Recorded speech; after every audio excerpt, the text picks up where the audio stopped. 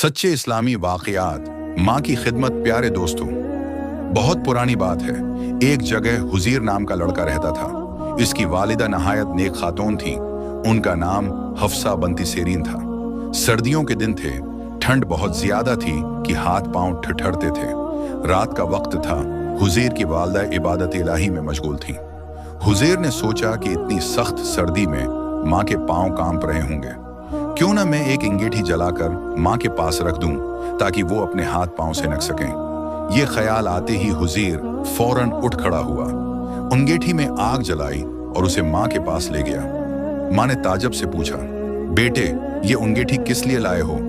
हुज़ीर ने जवाब दिया, माँ, आज सर्दी बहुत ज्यादा है। मुझे लगा आपके हाथ पांव कांप रहे होंगे, इसलिए मैं अंगीठी जला लाया ताकि आप उससे अपने हाथ पांव से नक लें। ये सुनकर माँ बहुत खुश हुए और बेटे को ढेरों दुआएं दें। फिर जब भी सर्द रात होती, हुज़ीर माँ के पास अंगीठी ले आता और वहीं बैठा रहता ताकि धुएं को दूसरी तरफ हटाता रहे और माँ को कोई तकलीफ न पहुंचे। देखा आपने, हुज़ीर कितना नेक और फरमानबरदार बेटा था। अल्लाह ताली उस पर अपनी रहमत नाजिल फरमाए। हमें भी चाहिए कि हम अपने माँ बाप की खिदमत करें, उनको राहत पहुंचाएं, उनकी